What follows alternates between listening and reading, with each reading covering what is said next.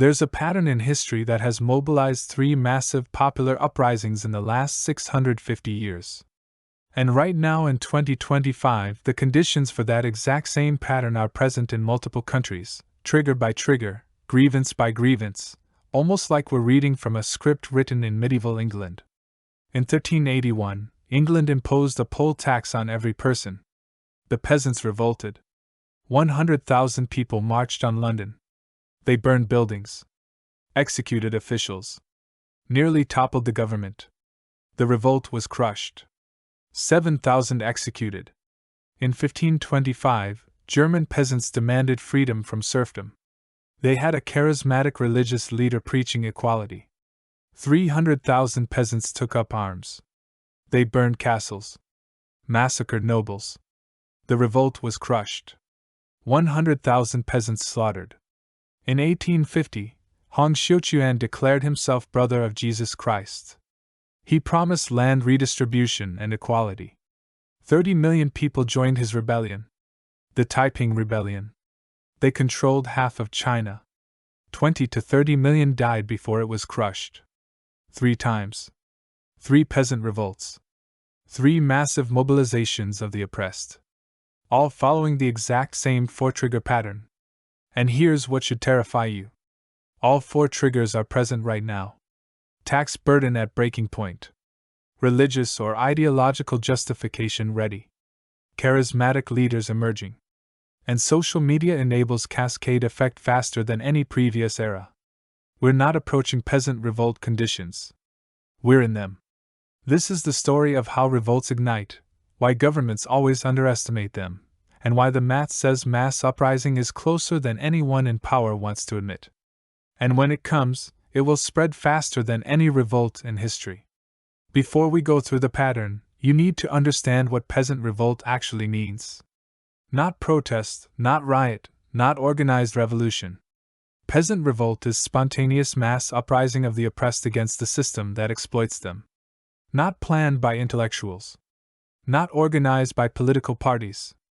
Erupting from the bottom. Millions of ordinary people reaching breaking points simultaneously and taking violent action. Peasant revolts don't have sophisticated ideology. They have simple demands. Lower taxes. More food. Fair treatment. Freedom. And they don't have military organization. They have numbers. When 100,000 desperate people march together, organization doesn't matter. Momentum matters. And peasant revolts follow a precise 4-trigger pattern. Trigger 1, economic breaking point. The masses are pushed beyond their ability to survive. Not just poor. Starving. Not just taxed.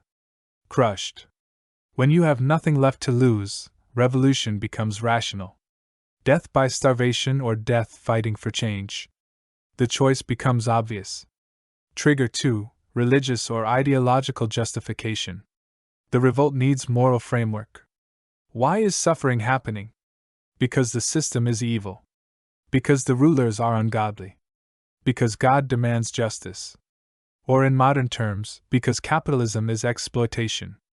Because the system is racist. Because the elite are corrupt. The ideology gives meaning to suffering and justification for violence. Trigger 3, charismatic leader. Someone to focus the rage. Someone who articulates the grievances. Someone who promises deliverance. Not a sophisticated political organizer. A prophet. A preacher. A voice that speaks for the voiceless. The leader doesn't need to be competent. Just believed. And trigger 4, cascade effect. The revolt starts in one place. Success or even just violent action inspires others. The revolt spreads. Town to town. Region to region. The cascade accelerates. Suddenly millions are involved. The government can't respond fast enough. The revolt becomes unstoppable until it burns itself out, or the government musters overwhelming force to crush it. This 4-trigger pattern has ignited 3 massive peasant revolts in history. Let me show you how it played out. Let's start with the first major peasant revolt in England. 1381, Wat Tyler's Rebellion and the March on London. In 1381, England had been fighting the 100 Years' War with France for 44 years. The war was expensive. The government needed money. They'd raised taxes repeatedly. By 1377, most people were paying more in taxes than they could afford. Then King Edward III died. His grandson, Richard II, became king. Age 10. The government was run by advisors. And they needed more money. Trigger 1. Economic breaking point. In 1377, Parliament passed the first poll tax. A flat tax on every person over 14. 4 pence per person. That's about $20 today. Doesn't sound like much. But for a peasant family making 40 pence per year, that's 10% of annual income. And it was per person. A family of 5 paid 20 pence. Half their income. They couldn't pay it. Many didn't. In 1379, Parliament passed a second poll tax. This time graduated by wealth. But still, everyone had to pay something. Collections were poor. People hid. Lied about family size. Evaded. The government didn't get enough revenue. So in 1380, Parliament passed a third poll tax. Tripled the first rate. 12 pence per person. A family of 5 now owed 60 pence. More than their annual income. This was impossible. People couldn't pay. And the government sent collectors to enforce it. Armed tax collectors going village to village. Demanding payment. Seizing goods if you couldn't pay. Imprisoning resistors. The peasants reached breaking point. They had nothing left. Paying the tax meant starvation. Not paying meant prison. Either way, death. When death is certain, revolt becomes logical. Trigger 2. Religious justification. The Catholic Church in England was wealthy. The bishops lived in palaces. The monasteries owned vast lands. And they paid minimal taxes. The peasants saw this. They worked the land. They paid taxes. They starved. The church collected tithes and lived in luxury. This was unjust. And traveling preachers said so? John Ball was a priest who preached radical equality. His famous sermon, "When Adam delved and Eve span, who was then the gentleman?" Meaning in Eden, there were no nobles. No hierarchy. All were equal. God created everyone equal. The current system, with nobles and peasants, was man-made. Ungodly. And Ball preached that the wealthy, including church officials, were sinning by hoarding wealth while others starved. This resonated. The peasants weren't just angry about taxes. They believed the system was against God's will. This made revolt righteous. Not crime. Holy duty. Trigger 3. Charismatic leader. In May 1381, tax collectors arrived in Fobbing, Essex. The village refused to pay. The collectors tried to force collection. The villagers attacked them. Drove them out. Word spread. Other villages did the same. Suddenly, revolt was spreading across Essex and Kent. And a leader emerged. Wat Tyler.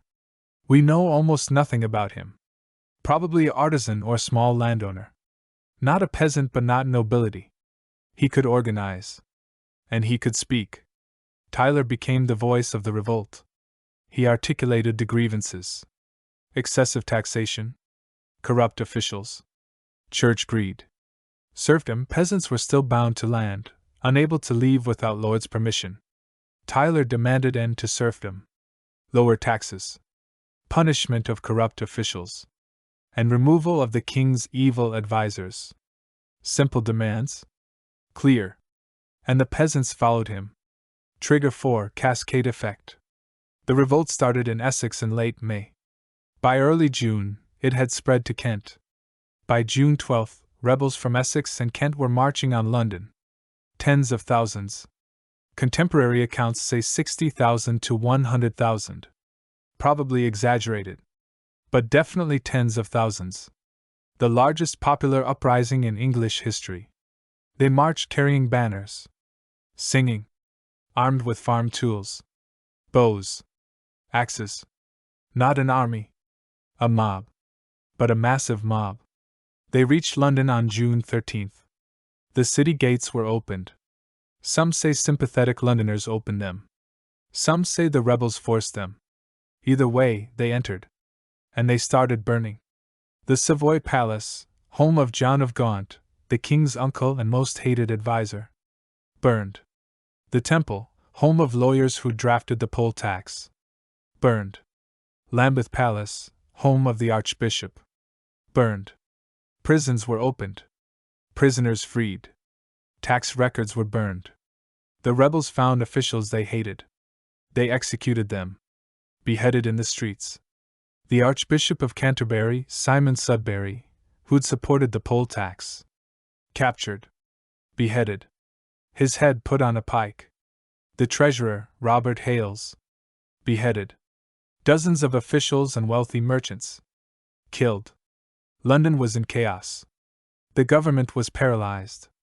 King Richard II, aged 14, was in the Tower of London, trapped. The rebels controlled the city. And then Richard did something brilliant or desperate. He agreed to meet the rebels. Trigger neutralization attempt. On June 14th, Richard met Wat Tyler and the rebel leaders at Mile End. He agreed to their demands. End serfdom. Grant freedom to all peasants. Pardon all rebels. He issued charters immediately. The rebels could take them home as proof. Many rebels, satisfied, left. They went home with their charters. Freedom achieved. But some remained. Tyler and hardcore rebels. They didn't trust the king. They wanted more. On June 15th, another meeting. At Smithfield. Tyler presented more demands. All church lands should be distributed to the people. All bishops except one should be removed. All nobles except one should be removed. Complete restructuring of society.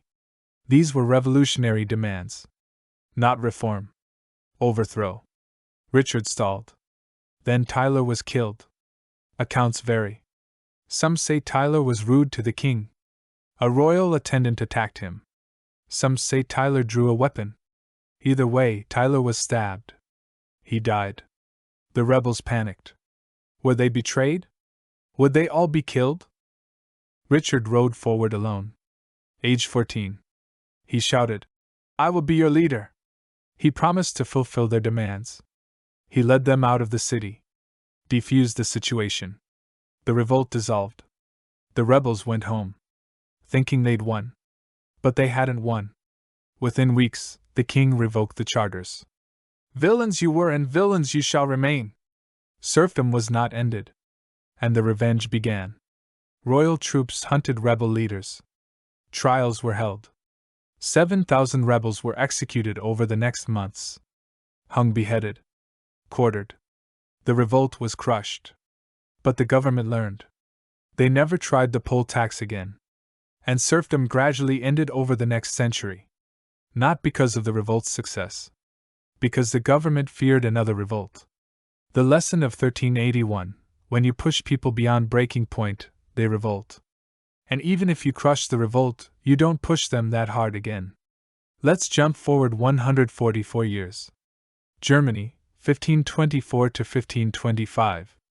The German Peasants War and the largest peasant revolt in European history. In 1524, Germany was part of the Holy Roman Empire, fragmented into hundreds of small territories, each ruled by a prince, duke, or bishop. And the peasants were serfs, bound to the land, owed labor to their lords, owed tithes to the church, heavily taxed, oppressed. But something was changing. Martin Luther had started the Reformation in 1517. His message, salvation by faith alone. You don't need the church hierarchy. You don't need priests as intermediaries. You can read the Bible yourself and know God's will. This was revolutionary theologically. But it had social implications. If you don't need priests, do you need princes? If all are equal before God, why should peasants be serfs? Luther didn't intend social revolution. But his ideas enabled it. Trigger 1. Economic breaking point. By 1524, peasants in southern Germany were desperate. Taxes had increased. Lords were reimposing old feudal obligations that had lapsed. peasants who'd had some freedom were being reinserved. And the church was extracting more tithes. The peasants were being squeezed from all sides. In Swabia, the count demanded peasants give up hunting and fishing rights. These rights allowed peasants to supplement their food. Taking them away meant hunger. In Alsace, the church demanded tithes on previously exempt produce. The peasants had nothing left. They faced starvation. And they'd been pushed too far. Trigger 2. Religious justification. Luther's theology provided the framework. If all are equal before God, serfdom is ungodly. If the Bible is the ultimate authority, what does it say about social order? Radical preachers took Luther's ideas further than he intended. Thomas Müntzer preached that God wanted social equality. That the rich oppressing the poor was sin. That violent revolt was justified to create God's kingdom on earth. The peasants listened. This wasn't crime. This was holy war. They were fighting for God's will against ungodly lords. The revolt became religious crusade. Trigger 3. Charismatic leaders. Multiple leaders emerged across different regions. Thomas Müntzer in Thuringia. Michael Geismar in Tyrol. Florian Geyer in Franconia. These weren't peasants. They were educated men who'd turned against the system. They articulated grievances. They wrote demands.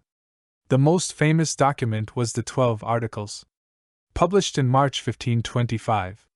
The demands: right to elect their own pastors. Tithes should only go to pastors, not church hierarchy. Abolition of serfdom: all men are free under God. Free access to hunting, fishing, and woodlands. Fair taxation. Return of common lands seized by lords.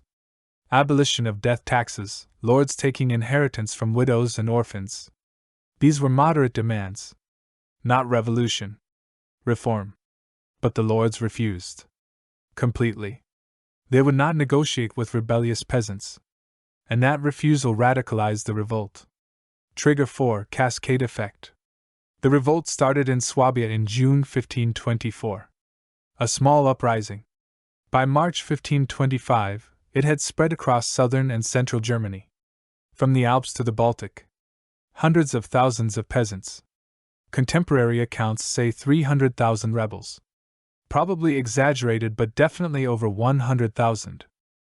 This was the largest popular uprising in European history until the French Revolution. The rebels organized into bands. The Black Forest Band. The Swabian League. The Franconian Band. They attacked castles. Burned them. Killed nobles. Looted monasteries. Destroyed church property. And for a few months they were winning. The lords couldn't muster enough troops fast enough. The revolt was spreading too quickly. By April 1525, rebels controlled much of southern Germany. They established autonomous communities, peasant councils, self-government. They thought they'd won. They hadn't. The princes organized. They called on their knights, their professional soldiers. And they brought in Martin Luther. Luther was horrified by the revolt. He'd never intended violence. He wrote a pamphlet against the murderous, thieving hordes of peasants. He called on princes to stab, smash, and strangle the rebels. God gave princes authority. Revolt against princes was revolt against God. This legitimized the crushing. The princes didn't need to show mercy. They could slaughter rebels with God's blessing. The Battle of Frankenhausen, May 15, 1525. Thomas Müntzer's forces, 8,000 peasants, faced a prince's army, 6,000 professional soldiers. Müntzer told his followers God would protect them. Cannonballs would bounce off. They believed him. The battle lasted hours. 5,000 peasants dead. The prince's army lost 6 men. Müntzer was captured, tortured, executed. Over the next months, princes' armies hunted peasant bands. At Böblingen, 15,000 rebels confronted the Swabian League army. 3,000 rebels killed. League lost 40 men. This wasn't battle. It was slaughter. Professional soldiers massacring untrained peasants. By July 1525, the revolt was crushed. 100,000 peasants dead. The leaders executed. The survivors fined. Villages burned. And the lords extracted revenge. They increased taxes. Reimposed stricter serfdom. Took away the rights peasants had before the revolt. The peasants lost everything. And the German peasants remained serfs for another 300 years. The lesson of 1525: peasant revolts can mobilize hundreds of thousands, but without military capability, they're crushed by organized force.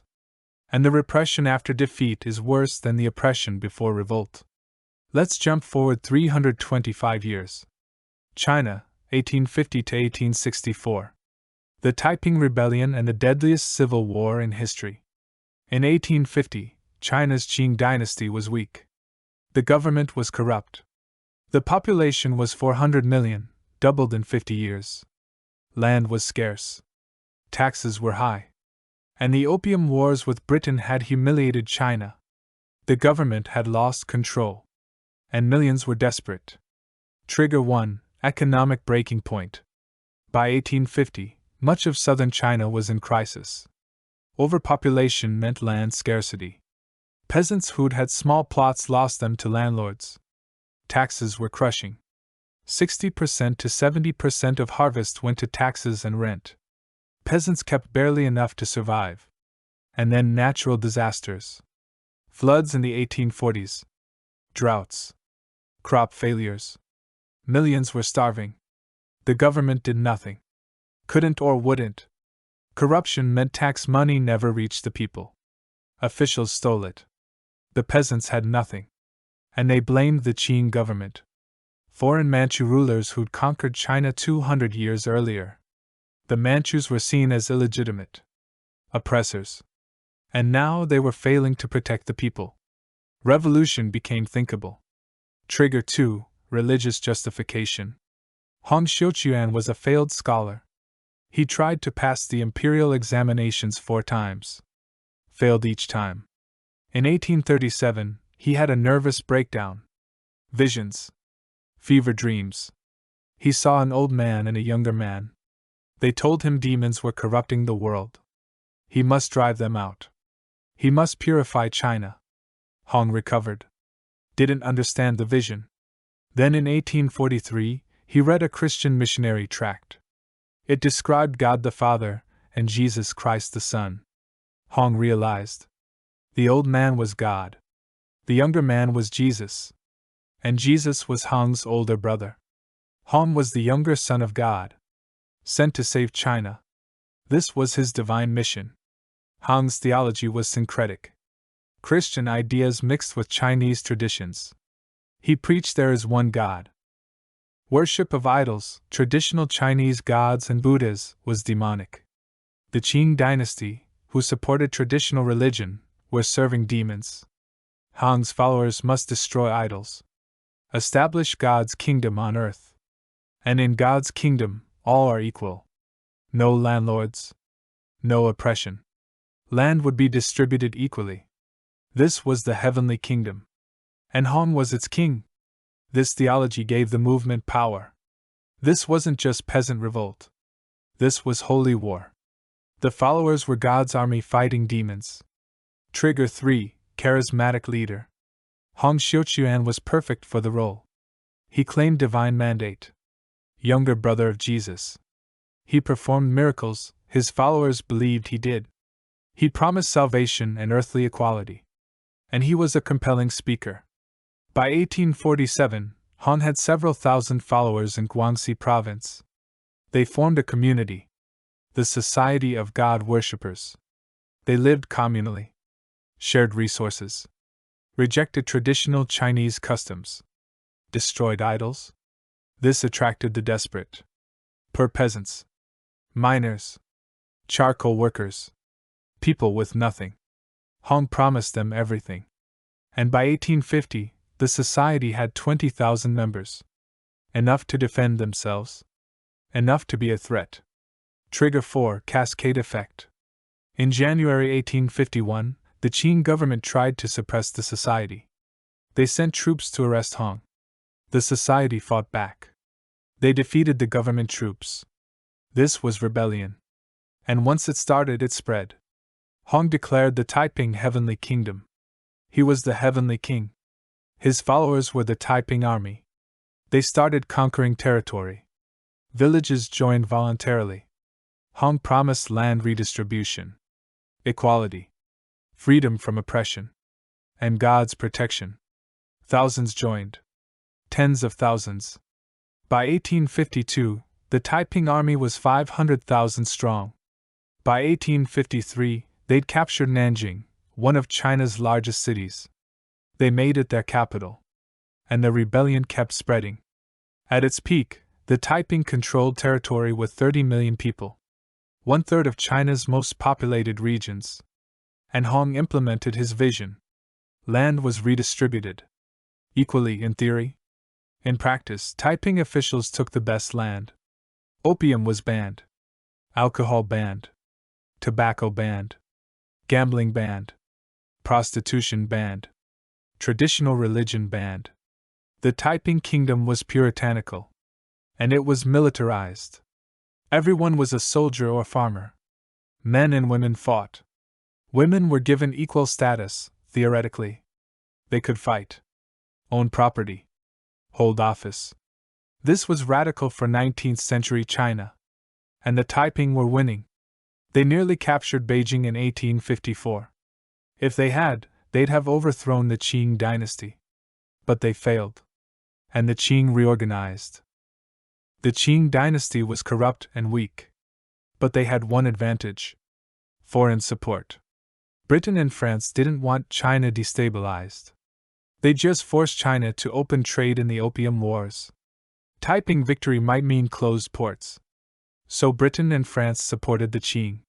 They provided weapons, advisors, and critically, Frederick Townsend Ward and Charles Gordon, Western military officers who trained and led Chinese forces against the Taiping.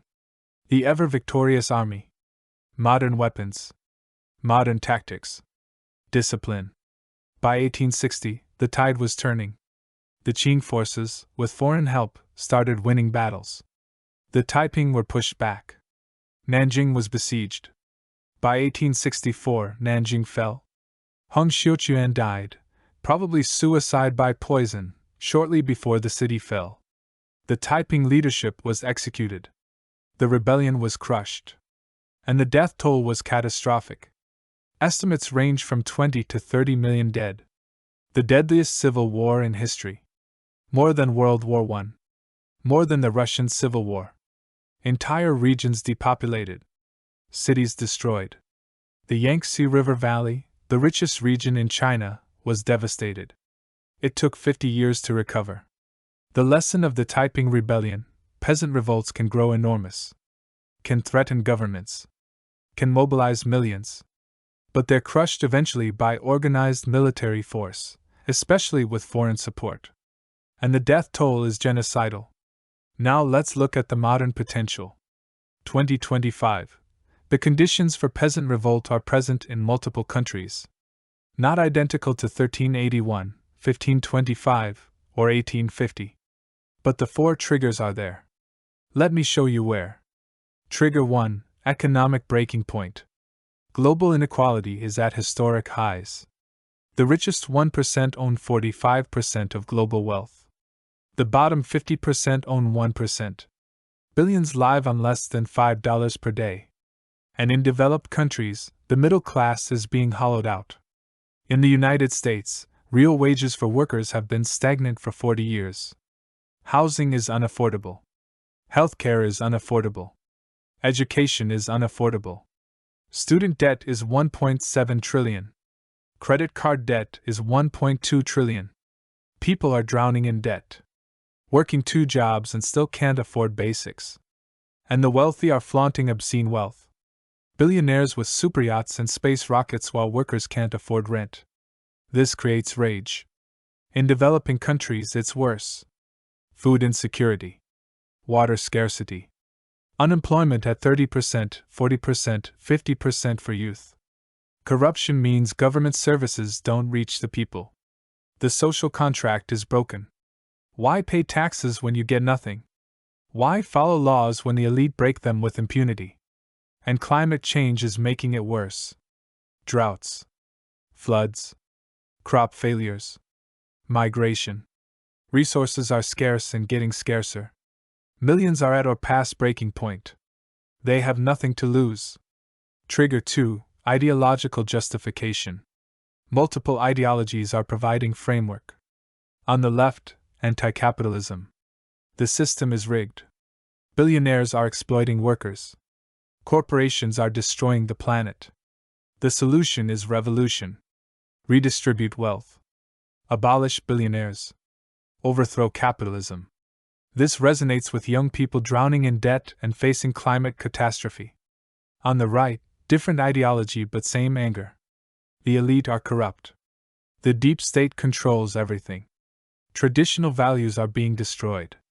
Immigration is replacing native populations. The solution is nationalist revolution. Overthrow the corrupt elite. Restore traditional order. Close borders. This resonates with working class people who've lost jobs to globalization and see their communities changing. Both ideologies justify violence. The left says violence against capitalism is self-defense. The right says violence against the elite is patriotic duty. And religious extremism provides justification in other regions. Islamist groups promise Islamic State will provide justice. Hindu nationalists promise return to traditional Hindu society. All providing moral justification for uprising. Trigger 3. Charismatic leaders. Leaders are emerging globally. Not one global leader. Many local leaders. In the United States, political outsiders with populist messages. Bernie Sanders on the left. Promises revolution against billionaires. Donald Trump on the right. Promises to drain the swamp, fight the elite. Both mobilized millions. In Latin America, multiple populist leaders. Javier Milei in Argentina. Far-right outsider. Andrés Manuel López Obrador in Mexico.